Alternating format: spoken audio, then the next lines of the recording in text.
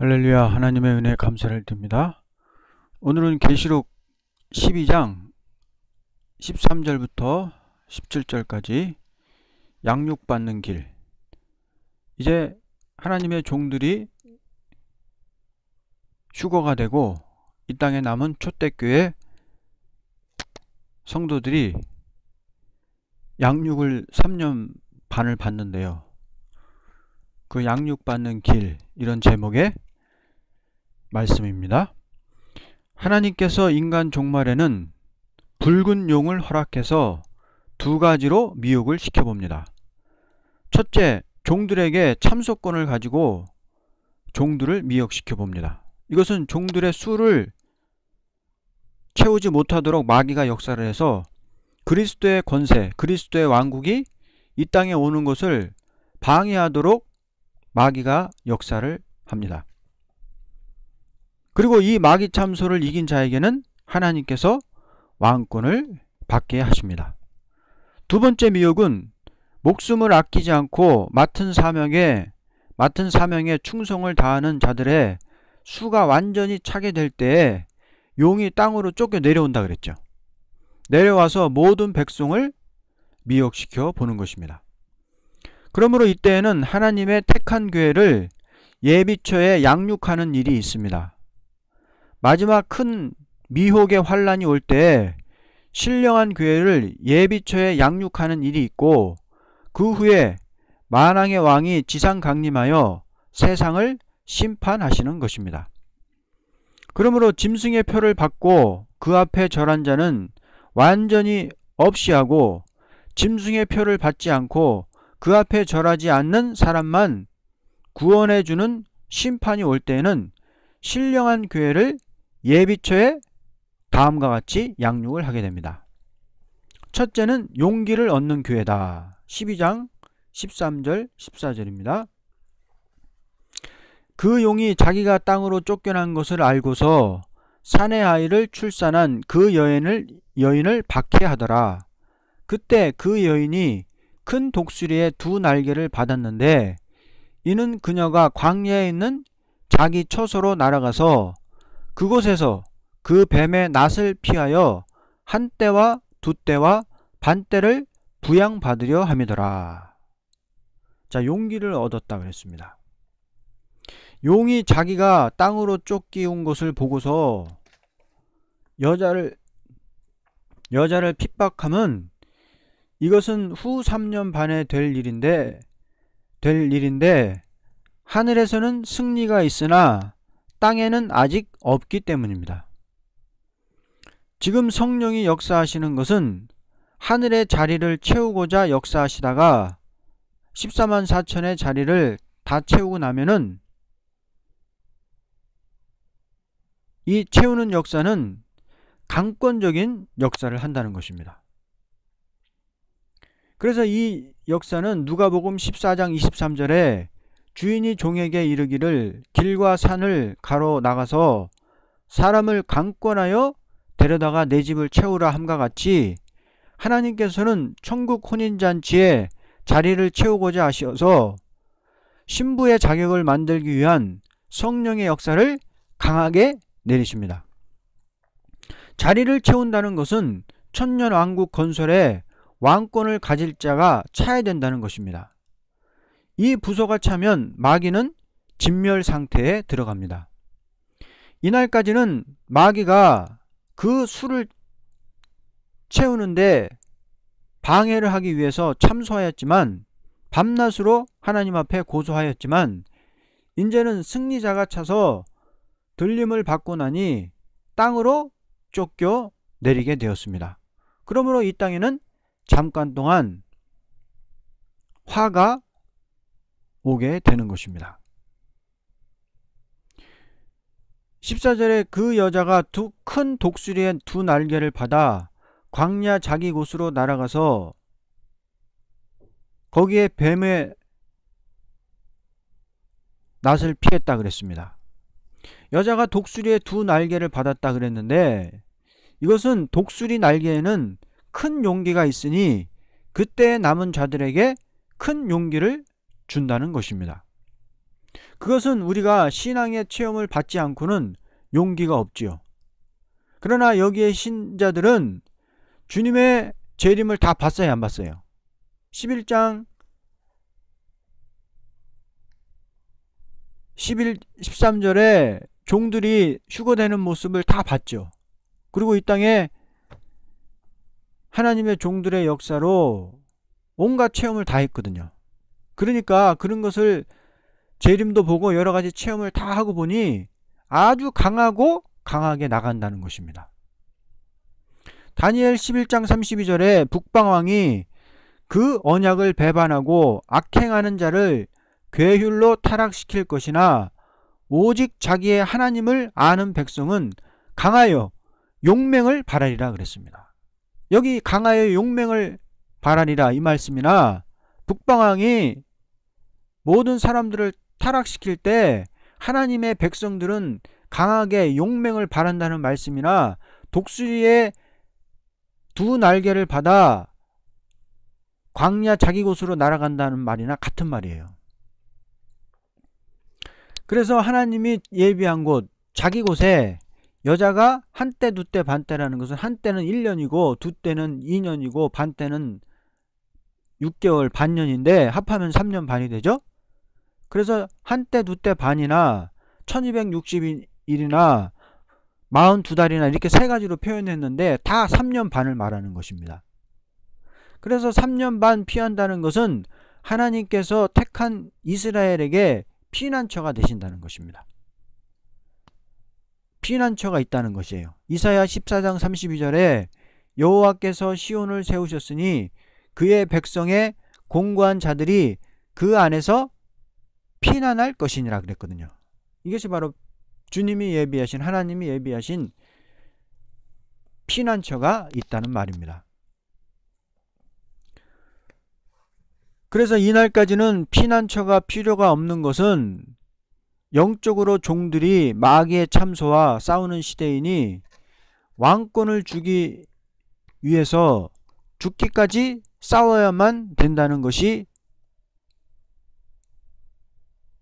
지금까지 역사였다면 왕국이 이루어지고 수가 찬 다음에 마귀를 쳐서 땅에 떨어뜨리고 세상에 무서운 재앙을 내릴 때에는 복음 전도기가 아니요 인간을 버리는 때이니 초대교회만 예비처에 양육하되 지상에 쫓겨내려온 마귀의 박해를 받지 않도록 남은 자에게 용기를 주어서 한때 두때 반때를 마귀 박해를 받지 않고 양육을 받게 합니다. 교회라는 것은 어려운 일이 올 때 더 큰 힘을 얻는 것이 있어야만 합니다. 죽어서 천당을 가는 교회보다도 큰 미혹이 올 때 그 미혹을 받지 않고 환난에서 양육을 받아 새 시대에 들어갈 교회는 하나님께서 해산의 수고를 다하는 힘을 주시는 동시에 큰 독수리가 날개를 힘있게 날듯이 용솟음 쳐서 나가도록 하시는 것입니다. 몸이 죽고 영혼이 구원받는 교회는 사망의 권세에서 피해를 당했지만 말세의 예언의 말씀을 믿고 나가는 교회는 조금이라도 피해를 당하지 않도록 하나님께서 역사하시되 예언의 말씀대로 힘을 주시고 양육을 하시고 보호를 하시는 것입니다. 그래서 3년 반을 이 교회 예비처에 모여가지고 양육을 받는 거예요. 그래서 이 땅에 이 양육을 받을 동안 신앙이 다 회복을 하고 신앙이 없는 사람은 신앙을 다 회복을 하고 이곳에 와서 중생을 받는 사람도 있어요. 이방인들이 이곳에 와가지고 예수님을 믿고 중생을 받는 사람부터 또 이미 중생을 받은 사람들은 더 신앙이 장성하고 새 시대에 가서 모든 생활의 방침 같은 것들을 다 이 양육을 받을 때 다 교육을 받게 되는 것입니다. 그래서 그런 3년 반을 양육을 한다. 그렇게 말씀을 했고요. 그 다음에는 이제 양육을 받은 다음에 이제 피해를 받지 않는 교회, 그렇게 말씀했습니다. 15절 16절에 피해를 받지 않는 교회. 여자의 그 뱀이 여자 뒤에다가 자기 입에서 물을 홍수같이 쏟아 그 여인을 홍수에 떠내려가게 하려 하나 그 땅이 그 여인을 도와 그 입을 벌려 용이 그 입에서 쏟은 홍수를 삼켜버리더라 그랬습니다. 피해를 받지 않도록 한다는 거예요. 뱀의 입에서 나오는 강물은 그 세력을 가르친 것입니다. 다시 말하면 인력으로 피할 수 없는 세력이 나온다는 말씀인 것입니다. 에레미야 47장 2절에 여호와께서 이같이 말씀하시되 보라 물이 북방에서 일어나 창이라는 시내를 이루어 그 땅과 그 중에 있는 모든 것과 그 성읍과 거기 거하는 자들을 엄몰시키리니 사람들이 부르짖으며 그 땅 모든 거민이 애곡할 것이라. 힘센 것에 굽치는 소리와 달리는 병거 바퀴에 울리는 소리에 아비의 손이 풀려서 그 자녀를 돌아보지 못하리라. 여기서도 마지막 환란이 올 때 뭘로 표현했어요? 홍수로 표현했죠. 물이 북방에서 일어나서 온 세상을 다 침몰시킨단 말이에요. 시편 32편 6절에서는 진실로 홍수가 범람할지라도 저에게 미치지 못하리라. 주는 나의 은신처시오니 환란에서 나를 보호하시라 말씀했습니다. 여기 시편 32편에서도 피난처가 나오는데요. 피난처는 언제 필요합니까? 홍수가 밀려 내려올 때.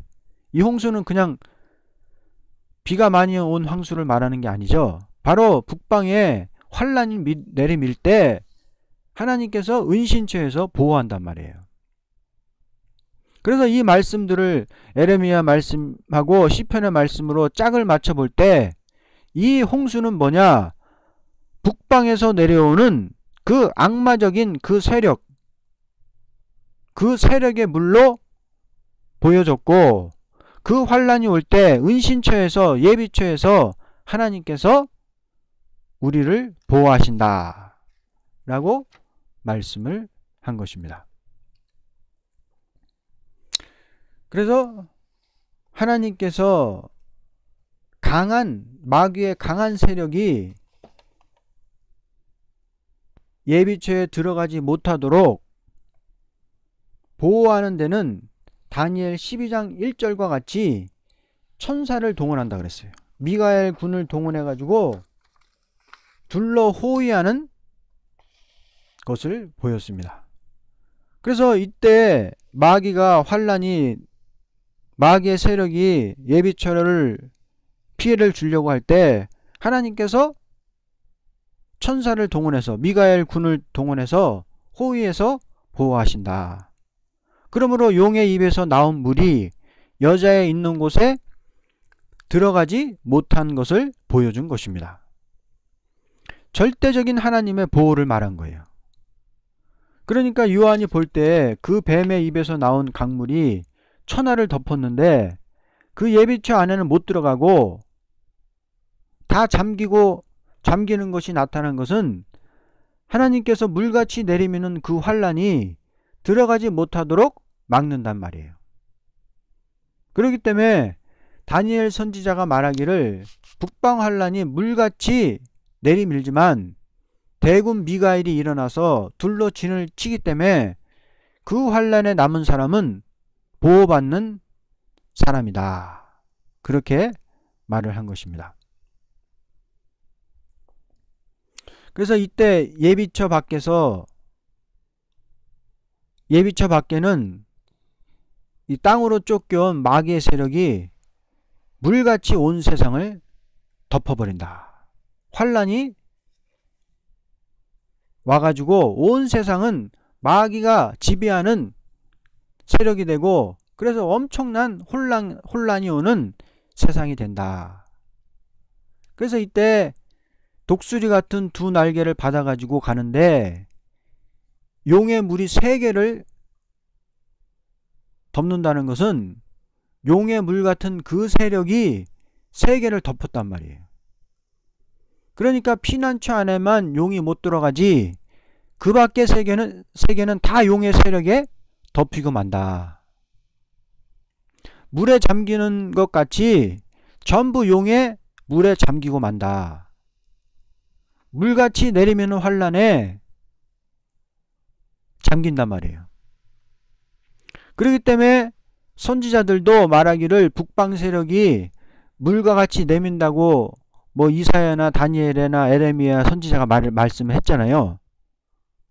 그래서 이것은 다 홍수라는 것은 북방의 환란을 말한 것이거든요.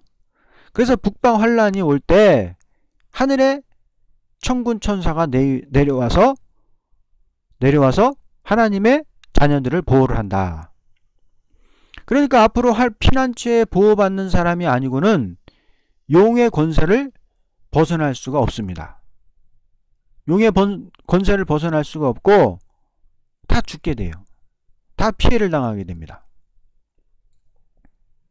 그래서 하나님께서는 이렇게 피해를 받지 않는 교회를 이루신다. 예비처에서 보호를 하신다. 마귀 참소를 이긴 종들에게는 말씀을 전하는 일에 힘을 주시는 동시에 피해를 받지 않도록 하셨고, 이 종을 따라가는 교회는 믿고 순종하는 일에 용기를 주어 피해를 당하지 않도록 하나님께서 양육하십니다. 이와 같이 믿고 순종함으로 양육을 받은 자는 남은 백성이 되어 새 시대의 지상 축복을 받게 되는 것입니다. 다시 말하면 남을 살리기 위하여 복음을 전하는 일에 충성을 다하는 자는 공중에 나타나시는 신랑주를 맞이하여 구름을 타고 올라가게 되고, 계시록 11장 12절이죠. 예언의 말씀을 믿고 순종하는 일에 용기를 내는 자는 붉은 용의 피해를 당치 않도록 하나님께서 보호하시게 됩니다. 그러므로 왕권을 받을 종은 강하게 역사하도록 권세 세임을 주시는 것이요, 양육을 받는 교회는 원수를 무서워하지 않고 말씀에 순종하도록 역사해서 천년시대에 거룩한 백성이 되게 하시되 그 인격을 이 3년 반 동안 양육을 하시는 것입니다. 아무리 천년시대 백성이라도 천년시대 주님의 왕국의 시민이라면은 그 인격이 장성을 해야 되잖아요. 그래서 양육을 하신다. 세 번째, 음욕교회 남은 자가 있습니다. 17절에 음욕교회가 남은 자. 그러자 그 용이 여인에게 분노하여 여인의 시 가운데 남은 자들, 즉 하나님의 계명들을 지키며 예수 그리스도의 증거를 가진 자들과 싸우려고 나가더라. 이 사람들은 뭐냐? 초대교회 못 오고 음료교회에 남아있는 사람들이 또 있어요. 용의 세력은 말세의 종을 사절과 같이 해치려다가 못 해치고, 하나님의 종이 나오면은 용이 해치려고 그랬는데 못 해치웠잖아요.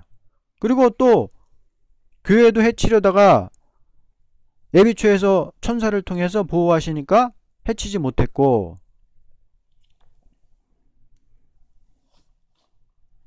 그는 그래서 종도 못 해치고 예비초에 성도들도 못 해치니까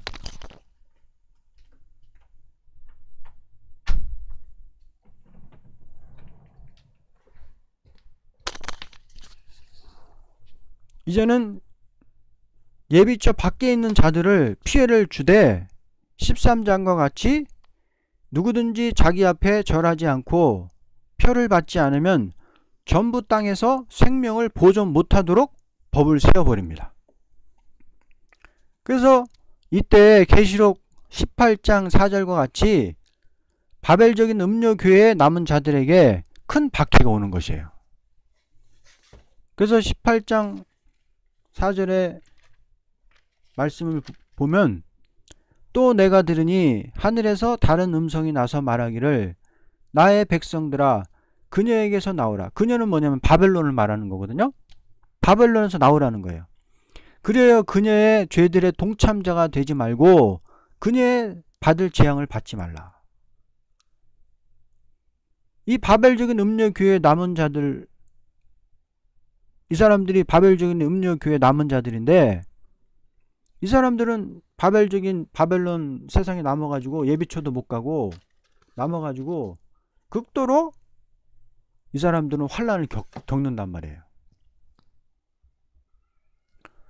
전 3년 반에는 용의 세력이 하나님의 종만을 해치려고 대적했지만 후 3년 반에는 백성을 해치기 위한 잔인한 방법을 쓰는 것을 대환란이라는 것입니다. 그래서 이때가 둘째 화란 말이에요. 첫째 화는 종들에게 오는데 입맞지 못한 종들이 5개월 동안 피해를 당하는 것이고, 둘째 화는 교회에 오는데 예비초에 들어간 초대교회는 하나님께서 보호를 하시지만 예비초에 들어가지 않고 자기 혼자 독단적으로 신앙을 지키겠다고 고집을 피운 사람들이 음료교회에 남아있던 사람들이거든요. 그 음료교회에 남아있던 사람들이 바벨론 세상에 떨어져 버리는 거예요. 환란에 떨어져 버리는 거예요. 이것이 바로 교회에 오는 환란이란 말이에요. 그래서 그 음료교회는 후 3년 반 대환란에 이방인들에게 짓밟힌단 말이에요.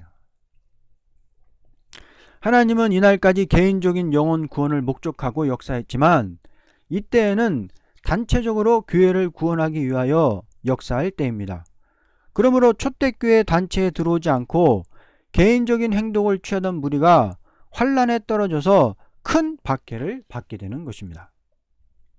자, 주님은, 하나님의 종들은 예수님을 따라 하늘로 올라갔죠. 휴거됐죠. 그리고 나서 남은 초대교회가 있는데 그 초대교회 여자를 해치려고 했는데 여자가 피난처에 가서 보호를 받게 되죠. 그러니 마귀가 화가 나잖아요. 그래서 남은 교회를, 음료교회 남은 교회를 해치려고 나간다, 그렇게 표현한 것입니다. 그래서 이제 마지막 때 교회 안에 사람이 5가지가 나온단 말이에요. 5가지 사람이 나와요.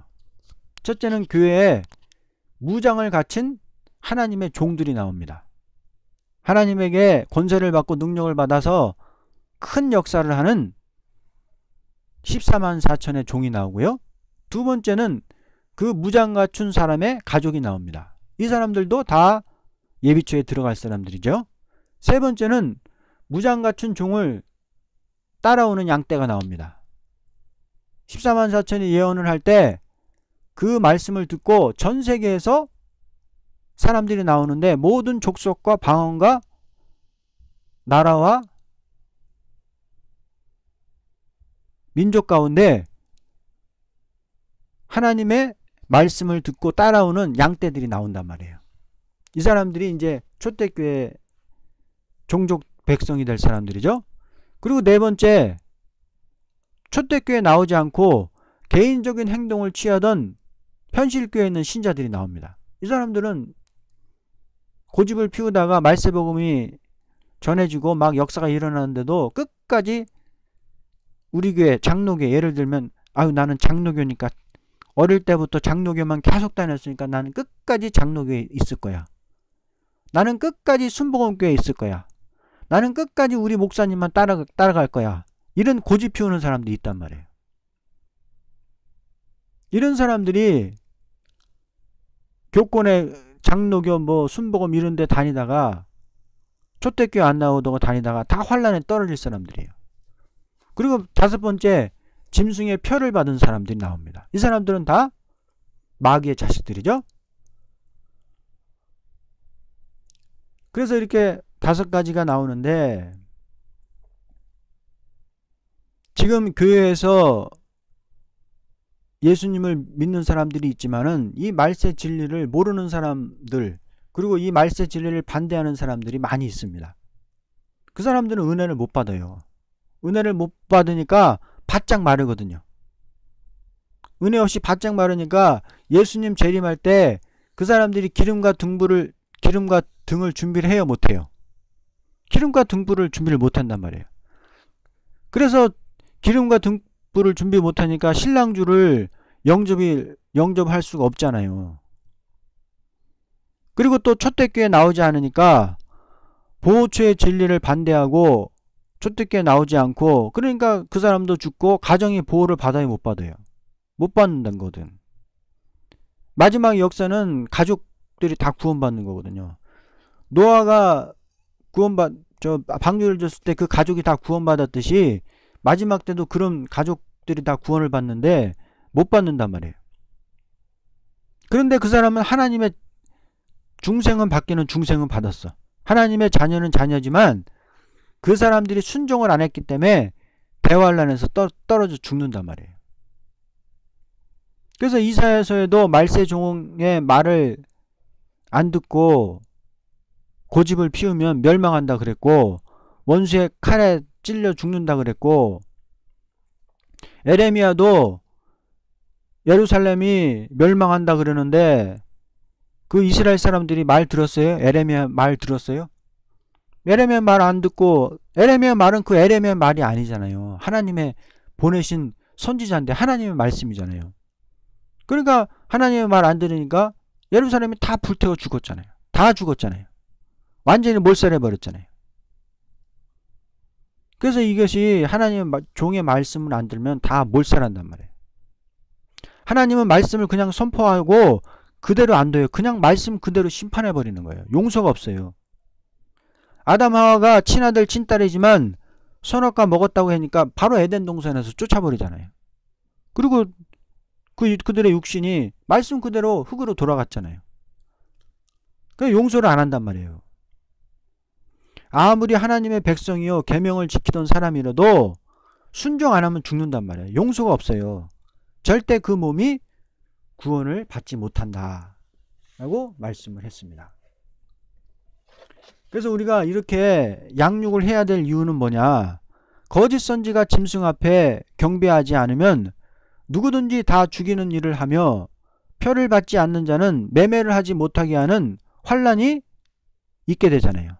이것이 후 3년 반이라는 환란기인데, 이때는 누구든지 다 미혹을 받아 짐승의 표를 받게 되는 흑암시대거든요. 그러나 이 환란이 있은 후에 심판이 올 때에는 누구든지 짐승 앞에 절하고 표를 받는 자는 밤낮 괴로움을 받는 재앙이 내리는 것입니다. 그러므로 새 시대라는 것은 짐승 앞에 절하지 않고 그의 표를 받지 아니한 자만 남게 되어 축복을 받는 곳이므로 거짓 선지의 피해를 당치 않도록 예비처에서 보호 양육하는 일이 있어야만 되는 것입니다. 계시록 13장에 머리가 상했다 낳은 짐승은 붉은 용의 큰 권세를 받은 짐승이므로 그 권세를 당할 자는 전혀 없습니다. 오직 하나님의 큰 권세를 받고 나오는 말세의 증인으로만 붉은 용의 권세를 이길 수가 있는 것입니다. 그러므로 용의 큰 권세를 이긴 자는 들림을 받게 되고, 용의 큰 권세를 이기고 나가는 종의 전하는 말을 순종하는 교회는 미혹에 들지 않도록 하며 피해를 당치 않도록 예비처에 양육하게 됩니다. 이와 같은 양육이 없다면 붉은 용의 박해를 이길 자는 전혀 없을 것입니다. 이런 이유로 하나님께서 양육을 하는 거예요. 결론을 맺겠습니다. 하나님께서 변화승천하는 자에게는 붉은 용으로 참소를 하게 하십니다. 밤낮으로 참소를 하죠. 왜? 수가 차지 못하도록. 그리고 붉은 용의 참소를 이긴 자는 들림을 받게 하고, 남은 교회는 붉은 용의 박해를 받지 않도록 보호해서 지상왕국의 백성이 되게 하십니다. 이와 같은 것을 기독교 종말의 구원이라고 하는 것입니다. 아멘.